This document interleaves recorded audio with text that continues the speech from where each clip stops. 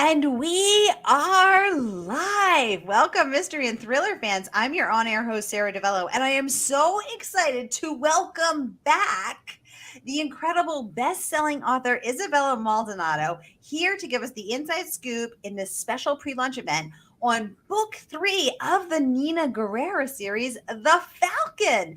Isabella, welcome back. Tell us about The Falcon. It is so great to be back. And writing The Falcon was so much of an adventure for me because I had to do a mountain of research to really pull in something different and make different elements that are something I've never written before. And, the early reviews are in from, Goodreads and NetGalley, and people do seem like they really are responding well to it. Yay! Well, I know I love the books 1 and 2, and I did get a special sneak peek at this one. So I'm so excited to get the inside scoop, get all the delicious deets from you, Captain Maldonado. So we're going to get into it. But first, I just want to welcome everyone. So we're broadcasting live to 6 different destinations, as we always are, across Facebook and YouTube. So no matter where you're watching from, you're in the right place. This is the right time. It's Mystery Monday. And I'm giving you my handpicked featured authors, and you get to ask them anything. So ask Isabella about this Nina Guerrera series. Ask her about her writing process, The Falcon, the movie that JLo is adapting for Netflix. Oh my gosh, I got so many questions. I'm so excited. Let's dive in. Leisha Haney, welcome to the conversation. She says, hello, ladies. She's joining us live from Texas. Liza Fleisig, welcome. She says, yay. We have a mystery watcher. We're broadcasting to two private Facebook groups, so you can stay mysterious. This is Mystery and Thriller Mavens after all, or you can enable privacy settings and let us see who you are. Your choice. Saying stop it, the new one. Yes. Me too. Leisha saying congratulations and happy pre-launch. So let's pause there, Isabella. How you feeling the day before launch? How are you feeling here with Nina book 3? It is it's a wonderful feeling. It's like it's like you're sending your kid off to first grade and you're hoping everybody likes your kid. And it's one of those things. It's like, but you've done everything you can. You've made sure that his hair's combed and his clothes are all good. I mean, you've done everything you can, but then your kid has to go out. So that's kind of that's that feeling that you have. Yeah, because it's such a vulnerable feeling. And especially, I wonder does it feel more or less vulnerable knowing that your kid loved everybody in book 1 and book 2, and here you are in book 3, you're hoping they love the kid as much. Yes. So does it feel more or less vulnerable? Maybe a little bit more. I mean, okay. I think that for me, making sure that the second book lived up to the first one was, the most stressful. And really, like in the first book, I kind of, you kind of see who she is, who my character is. In the second book, it kind of tells her story, her backstory. And in the third book, you get to see her future. Yeah, so I see how that is both different, but similar too in terms of the vulnerability, but then the story changing. Bonnie, welcome to the conversation. She says she is looking forward to opening her Kindle tomorrow to find the book. Yes. Unfortunately, it won't be there till June 28th. Till June 28th. So we got one more week. One more week. Yeah. One more week, Bonnie. I think I misspoke. I said tomorrow. My bad. I apologize. We had to schedule Isabella so far. This has been scheduled since I think November or something crazy. So I think I misspoke, Bonnie. I apologize. 7 more days of delicious wondering until you get to dive into book 3. Nina, Bonnie, let us know if you read Nina book 1 and 2, or if this will be the first book in the series. Speaking of which, Isabella, do you think people should start with book 1 or book 2, or can they just read them out of order? What do you think? Well, here's the thing. I mean, I prefer when people read in order just because that's how they're written, and I do like to build. But that having been said, I always make sure that my books do stand alone. You do not have to read them in order. A lot of people don't. But to me, there is always like I like it when my characters have lots of secrets. So each book has a huge secret that you didn't know, and you find out in each book.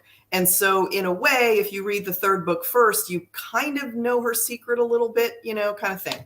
So it is, I like it better, but it's not necessary at all. Ooh, okay, yeah, and I think you do a really good job of referencing Nina's backstory in each book. So I've read all of them, and I keep getting to know Nina a little more in different ways with each book, but you also do make sure that everyone feels included.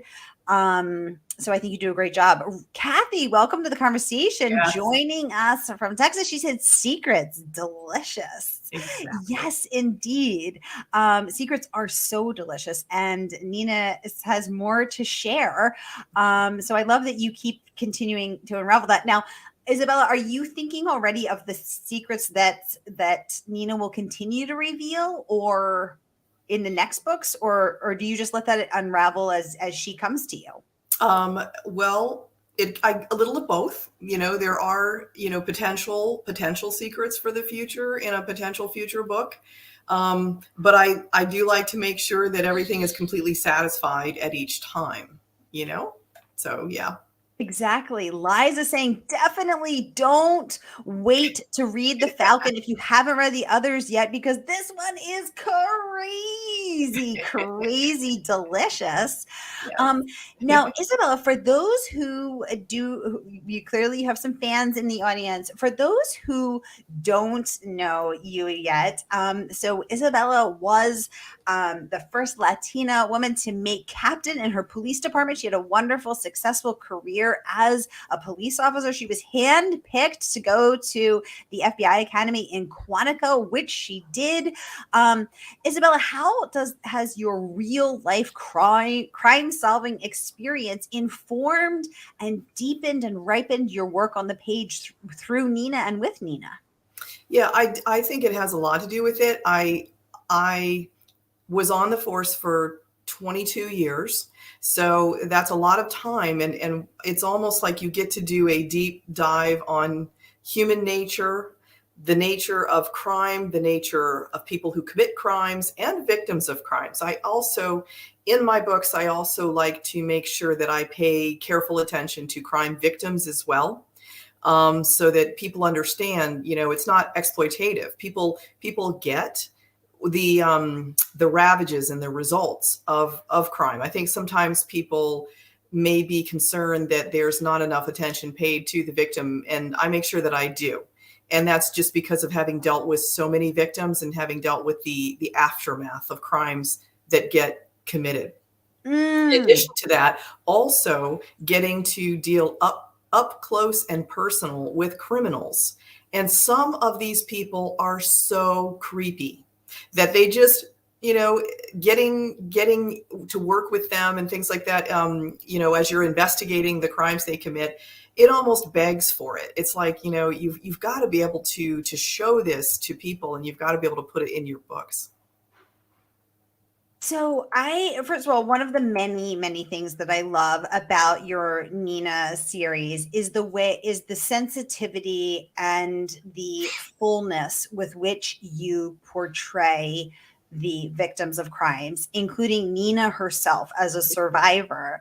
The thoroughness and the fullness with which you handle her survivorhood and the person that she is because of, in spite of, and completely outside of what has happened to her, which I think is, as you so rightly say, lacking in a lot of books. So it's interesting to know that your 20-year career in law enforcement did inform that.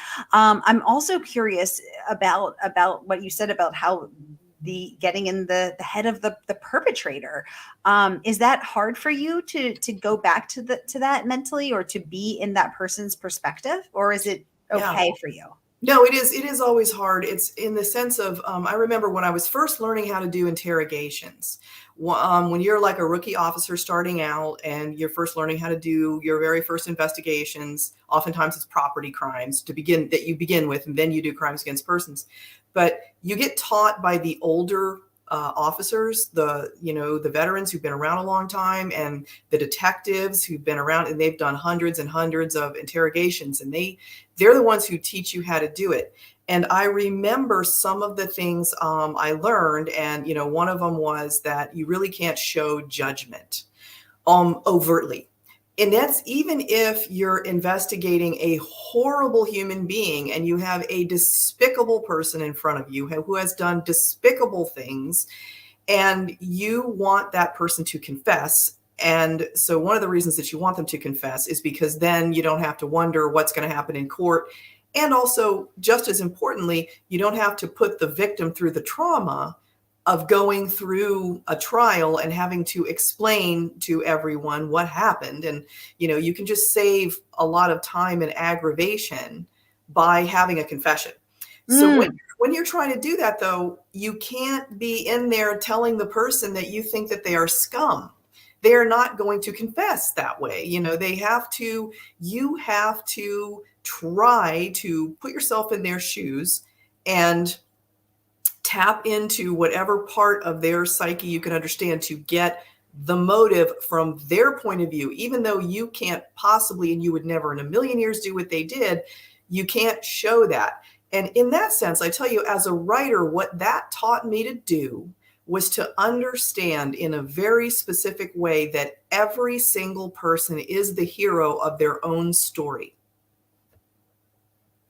Wow. So even though someone does something horrendous, literally unconscionable, violent, despicable, in their mind, they are still the hero. They are the hero of their own story. That's if you get to the point where you don't have that, that's when you experience cognitive dissonance. It can either sort of break you mentally, shut you down, or on those rare occasions, that's when someone can actually change. And that happens very rarely, but you do see that will sometimes happen. Sometimes it's a religious conversion, or sometimes it's just an epiphany where they'll be like, you know what? I was a horrible person and did horrible things. I am going to go to jail for many, many years because of it, but I'm going to turn my life around and become better. It's rare, but it does happen. But that person has to experience the pain and suffering of the cognitive dissonance of understanding that they did dreadful things. But even in that person says, I'm no longer that person. So again, they're making themselves the hero of their new story by getting away from that. Wow. So do you usually find that it's those people have felt wronged in some way and so they're exacting revenge, or what, or is there a unifying theme of the mind of a perpetrator, or no, it's all just totally different? It's kind of funny that you ask, because the only thing that I have found that every single person that I've interviewed that committed a murder, every single one of them at some point during the interview, they will say, I am not a murderer. You see it? Every single one will say. Now, if you think about it again, this is what I was talking about how they identify with themselves. What is going on there is that they may finally admit and say, okay, I killed someone, but I am not a murderer. In other words, they're not taking on the identity of a murderer. A murderer is some horrible person. It's not them. They're someone who was driven to it by circumstances out of their control. They snapped, or they were defending themselves. If they view it as self-defense, everybody else might not. Or, they had an uncontrollable impulse that they had to do this or whatever. That's what it was. It wasn't them. They're not this thing that a murderer is. They are someone who lost it and did something at a particular moment in time. You see the difference? I do see the difference. Wow. Oh my gosh.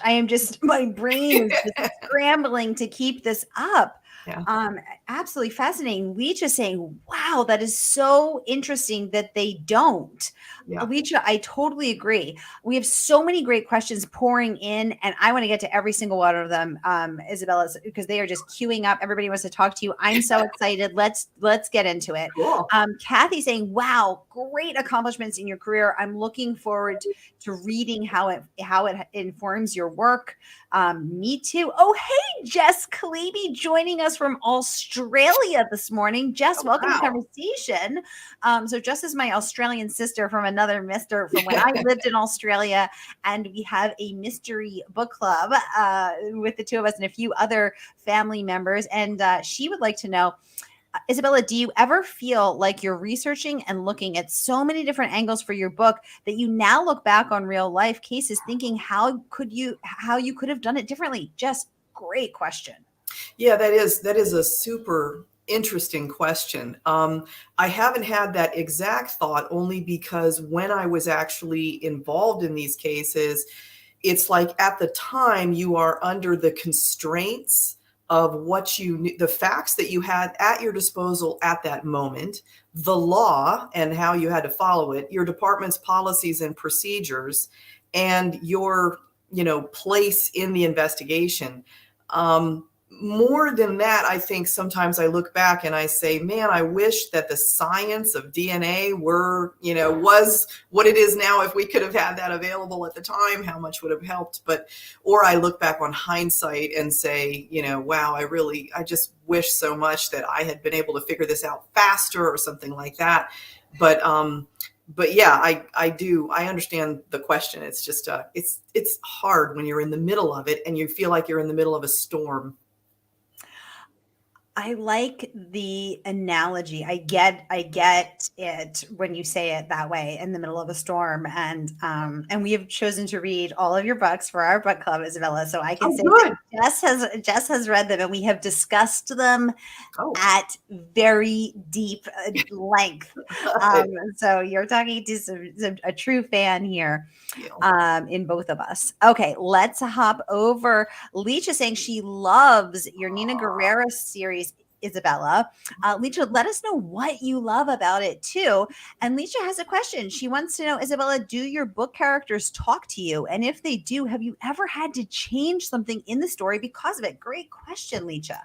yeah, they don't exactly talk to me, but I definitely have had to change things in the sense of sometimes after, I'm finished with a draft or something, I'll go back through, and as I'm looking through it, doing my editing, I'll be like, wait a minute, Wade would never say that, or Nina would never do that, or that is really not Kent, something like that. And then I realize I've got to change it, or Nina would say this, but Kent wouldn't. And, that sort of thing. That's more of it, more than like hearing them, coming into my head. It's more of, I go through afterwards and I spot that. Ooh, let's pause there and go a little deeper, even more, just because I'm fascinated and want to know more about this too, Leisha. So one thing that I struggle with as a writer is I want to make it easy for them. I'm like, let me help you, little ones. Oh, yeah.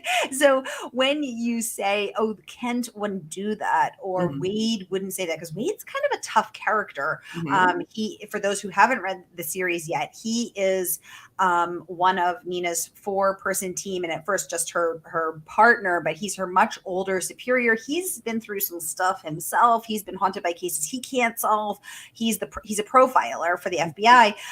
So how do you keep these characters who they are authentically, inherently, instead of who you want them to be or who would be easier for them to be? Okay, now I'm really glad you asked that one because it's a two-pronged answer. One, each character sort of represents something to me, and Wade in particular, he represents. When I went to training at Quantico with the FBI, in the National Academy, and one of the courses that I took was taught by FBI profilers. And when they discussed the horror of what they go through as a profiler, I wanted to sort of honor that. And one of the things that they have to do when they're investigating a case is not only do they have to put themselves in the mind of the perpetrator when they are, examining the evidence, they have to put themselves in the mind of the victim. And that is one of the most painful things you can possibly imagine. They have to viscerally experience the fear, the terror. And the reason that they have to do that is because oftentimes a victim's actions may affect the perpetrator's actions and reactions. They're each acting and they're each reacting to what the other does. And so in order to understand the dynamic that goes on between the two, they will have to put themselves in the mind of each. So it takes a huge toll on the profilers doing that year after year, because they are experiencing, the fear and terror of someone who is dying, and they're experiencing the animalistic brutality of someone who's killing someone, especially the ones who are hunting serial killers. Those are some disturbed people, and they're trying to understand exactly what it was that's driving them to it. So some of them have talked about, their divorce rate, their health suffers, they have trouble sleeping at night. Some of them develop, PTSD type symptoms. And I make sure that Wade embodies all that. I wanted him to sort of really wear the weight of that on his shoulders. And this is something, I have so much respect for these people that go out there and they do this so that the rest of us don't have to. And I want to honor that. And that's one way that I do it, is because I really understand who these people are on a visceral level. And then the other way that I do it is something that I call dream casting. And this is fun. My husband helps me do this, as a matter of fact. What I do is I describe the character that I want sort of physically. So I'll say, okay, so I want, for Wade, I'm looking for an older white male, in his, maybe 50s, and, kind of tall, athletically built, but not buff, but, I'll describe all these different things. And then actually my husband is the one, because he watches all the TV and movies. I don't have time. I'm writing all the time. And so he'll come up with a bunch of actors who could play that role. And so once he'll sometimes he has to show them to me. Other times I know who the actors are right away. And then once I hit upon the right characters, the right actor who would play the character, I'm like, that's it. And then all of a sudden I feel like I have a different avenue into that character. Suddenly I understand this is why great actors earn whatever they get, because they do such an amazing job of embodying a character, that when I see the actor and I think of them in that role, I can put it up on my screen, and I look at that person sometimes, and helps me tap into the character that I'm writing, and that helps me stay true to that character. Oh, I love that. I love that. So who is Wade in your mind? In my mind. In my mind. Okay. Yeah. He is oh my gosh. Okay. I know I can think. This is really bad. Indiana Jones, but younger. Oh, Harrison Ford. Harrison Ford. He's a younger Harrison Ford. Okay. I was going to say, what about a Billy Bob Thornton? But Billy Bob is like too tortured, too much. Yeah, I know. You know what? Billy Bob Thornton was in the running. Actually, he was one of the ones that my husband brought up. See how good you are? He was one of the ones that my husband brought up. He's like, what about Billy Bob Thornton? And I kind of said the same thing you did. I'm like, oh, I don't know. But then, looking at like Harrison Ford in his 50s, I'm like, okay, yeah, this is it. This is the right one. So yeah, because I was also thinking, what about Woody Harrelson? But no, I think he's too. You know what? Here's the thing. Woody Harrelson, I think that I used a younger version of him as the Cypher.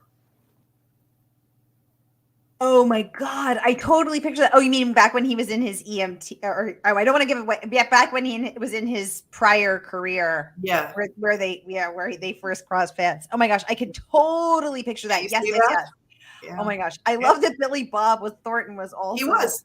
See, you know that you're channeling, but this is good for me because it means that I've written the characters well enough that you actually have your own mental picture of who might possibly play them.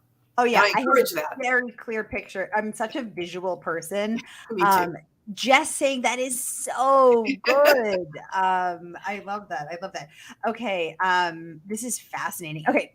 Jess, thank you so much for watching all the way from Australia. I don't know what time of day is it there in Australia. I don't know. It's let's see, it's 14 hours ahead, so it's 9:30 a.m. Oh, okay. In Brisbane, but Jess isn't in Brisbane anymore. Now she's in Central Australia, so I'm not sure what the time zone is there. Just let us know what time it is. It's tomorrow morning though, so hopefully it's going well over there.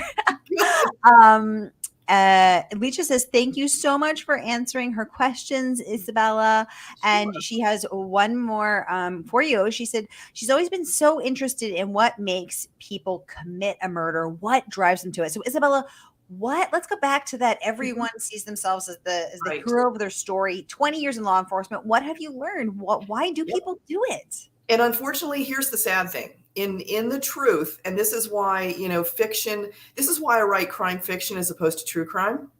A lot of people ask me, they're like, geez, with your background, you could totally rock the true crime. And I could, but one of the reasons that I don't is because in real life, murder is often a completely senseless crime. It is so totally senseless. It's just depressing. A lot of times, it's sex, drugs, money. I mean, those are the standard things. You're trying to, you're knocking over a liquor store because you need money to pay for your drugs. And there, it ends up that there's a shooting or something.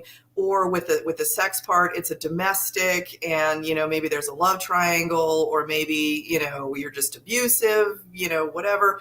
I mean, these, unfortunately, the overwhelming majority of the murders that are committed, that police investigate, at least in the United States, it's just senseless violence, and a lot of times, the you end up with collateral damage, people who aren't even the targets, like in drive-by shootings or gang violence or whatever, or robberies. People end up getting killed, and they aren't even the object of any murder attempt or any plotting or planning. I mean, a lot of times it isn't carefully plotted or anything like that. And so that's one of the reasons why, with crime fiction, I can, create something that there's a reason behind it, because that was one of my great frustrations in working in law enforcement is there's just no reason for it. Why did you have to kill that person? There's no reason. Now their life is over. Your life is ruined. Other people's in the families, victims' family, their lives are, all these lives are ruined because what? Because, something stupid, like he was wearing a pair of sneakers that you wanted. I mean, it was just like something really stupid. And so for that reason, that's why I like to do what I do. And then the other reason is that oftentimes the solution, when the resolution occurs, and if the crime, a lot of times the crimes will go unsolved. Most of the time the crime does get solved. Way more often than not, the crimes are solved. But even when they are solved, it isn't like it's satisfying. There's no resolution that makes anybody feel like, okay, good, something good happened. It's just kind of, everybody's just depressed because, again, you can't bring back the person. So that's another reason that I like fiction, because I can make things turn out the way they should instead of the way they do. Wow. Okay. I understand what you're saying. That it's giving you the outlet and possibility for resolution and closure and justice and fairness in a way that sometimes you couldn't get in real life. Oh, I love that, Isabella. That makes sense to me. I totally get that. Okay. Oh, Jess is letting us know it is 9 a.m. where she is tomorrow, so Tuesday morning. And she'd like to know, did you get Harrison Ford for that Cypher series? No, and it's not my job. It's not been cast yet. That role has not been cast. So I don't know. I'm not in charge. Harrison Ford, if you're watching, you were one of my first crushes after I saw Star Wars, and I would love to see you as a young, handsome Wade. That's Mr. Ford. So maybe this will go viral, and this will be how Harrison Ford gets cast to be J-Lo's partner. I'm just putting it out there. I'm putting it out to the universe. I like that. I like that. Kathy would like to talk more about the dream casting, Isabella. She said that is so cool. And she has two questions about it. Number one, let's start with number one. Has there ever been a character that you just couldn't come up with an actor for? Not really, because what you find is, even if it's not anybody that is like a household name, there are so many amazing character actors out there that do, the yeoman's work of really putting together fantastic. And if you don't know who it might be, then you can just put in, like, red-haired male 30s actor or something. And then you can, it will produce IMDb pages and, and Google searches, that will give you a tremendous amount, to choose from. So that even if you don't know the person, and then it's kind of fun because then you pick someone and then you can kind of become their fan in a way. You're like, oh, this person is great. And then I didn't know, and look at the movies they've been in, or, whatever. And it is kind of fun. That is so fun. That Yeah. is so fun. Yeah. And Kathy's follow-up question is, do you share with your readers who you picture, or do you let them figure it out for themselves? Great question, Kathy. You know what's funny is I used to not ever do it because I guess I was concerned that somehow that would be a problem or something, but I don't really see the problem, so now I'm willing to share it. And I'll give you guys another hint. Another character that's really fun for me. So I write another series, the Veranda Cruz. She's a homicide detective based in Phoenix. And so that is another series I write. And in that series, she has a sort of a senior homicide detective who kind of shows her the ropes, like what I was talking about, where you learn how to do it from the older ones. And so this guy, the character I had in mind for him was Sam Elliott. And what happened is, but again, a little bit younger Sam Elliott, but Sam Elliott. And what I did was I wrote him. And I describe, his big, thick mustache, the silvery mustache and the black brows and everything. And then I had him talk, and I mentioned his deep rumbling baritone. And again, it was like channeling Sam Elliott. And he's such an amazing actor that he brings a certain vibe to everything he does. And since the story was set in Phoenix, even though Phoenix is a big city, it's the 5th largest city in the country, but it's still West. It's like Western. It's out, so I gave him kind of a Western vibe, even though he's a city guy and wears a suit. But what's funny is I must have done this well because I was at a book talk for that series, and I mentioned that I did dream casting, but I didn't say who, and someone stuck their hand up and said, "Oh my gosh, was that Sam Elliott that you?" And I was like, "Oh my gosh, that's amazing." And I had to, I'm like, yes, you got me. But that's good though, because again, that means that that's someone who is has come into the reader's mind in a very real way. Oh, I love that. I love that. Kathy, thank you for the great questions. Isabella, thank you for these great answers. Okay, I'm just making sure I didn't miss anybody's question. I'm scrolling back. Okay, so Alicia would like to know, Isabella, did you? I don't think I asked this yet, but maybe I'm losing my mind. Do your book characters talk to you? And if they do, have you ever had to change something in the story because of it?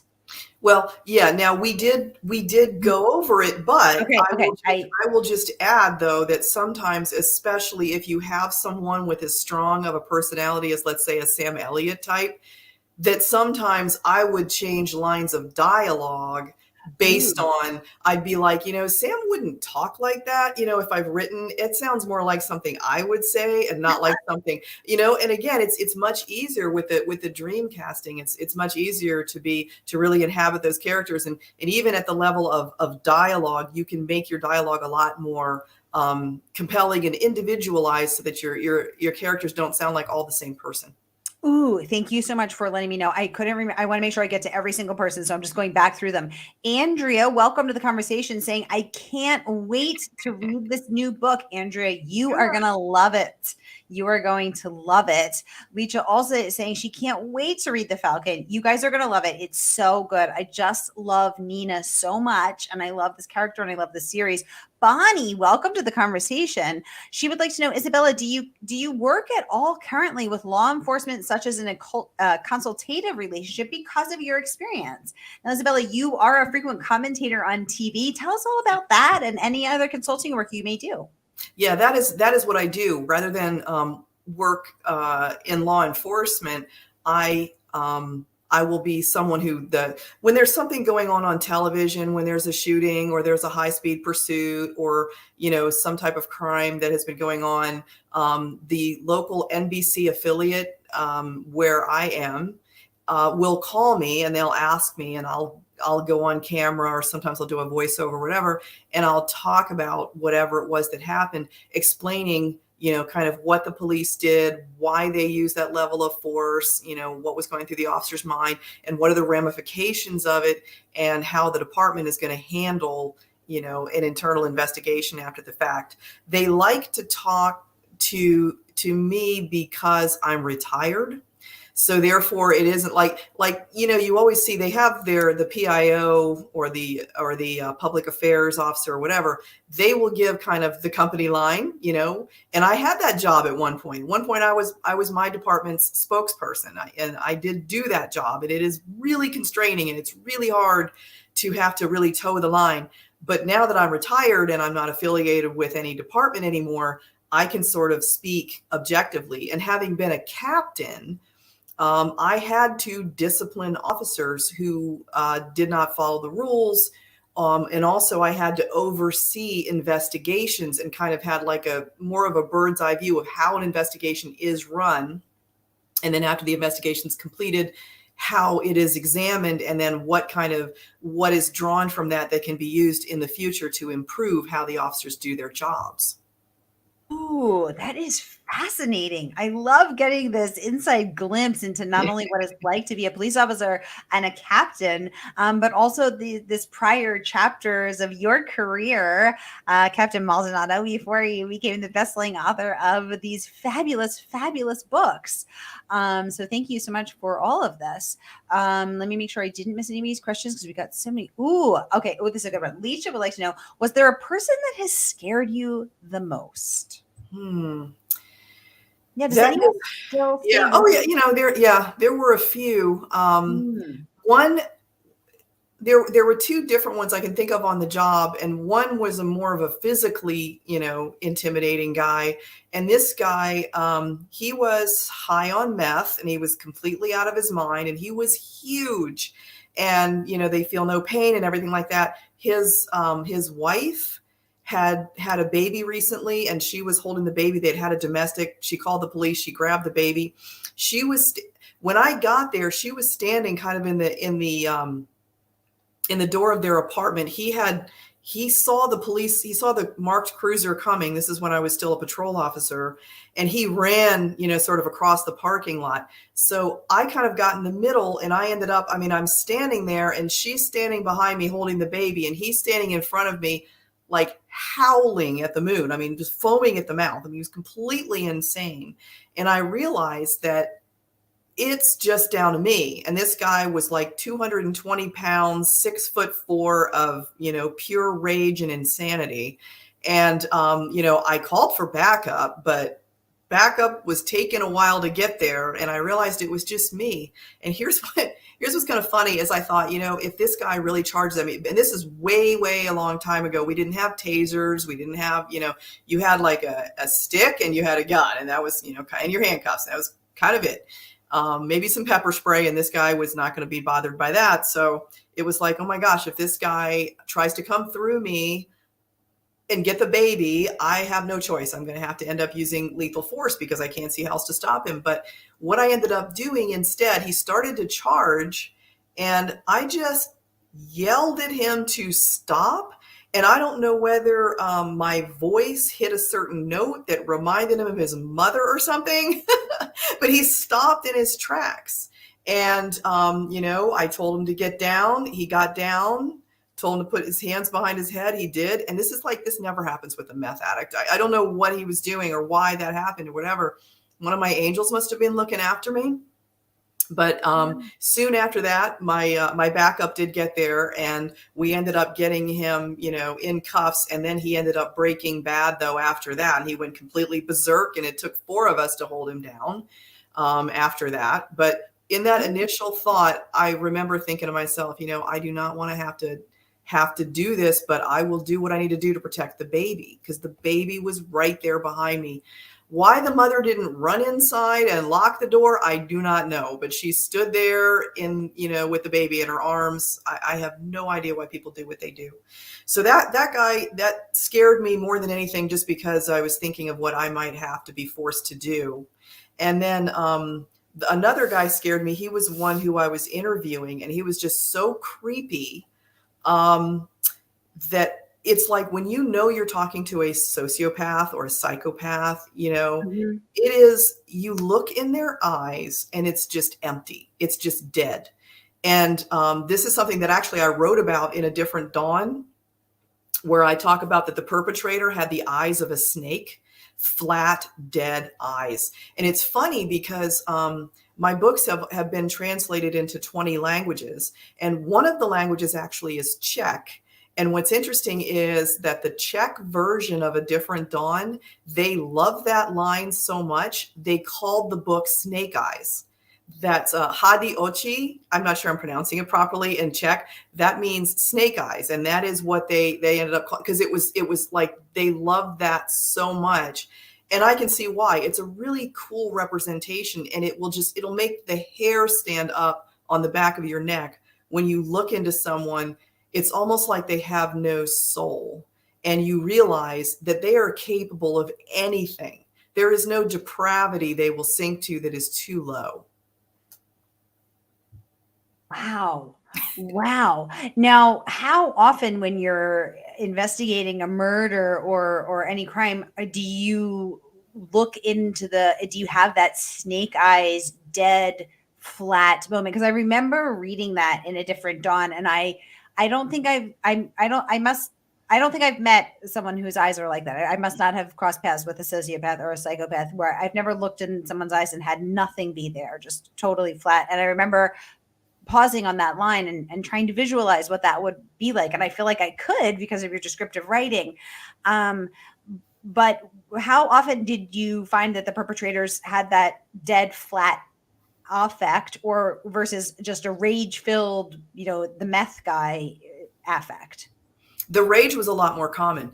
Actually, and this is, I actually put this in a Different Dawn also. I mentioned this because I did all the research for it, is that a true sociopath or psychopath, actually the correct terminology this day and age is antisocial personality disorder, is what it's called. That's, the proper term in the DSM-4 manual, or 5. I'm sorry, we're DSM-5 now.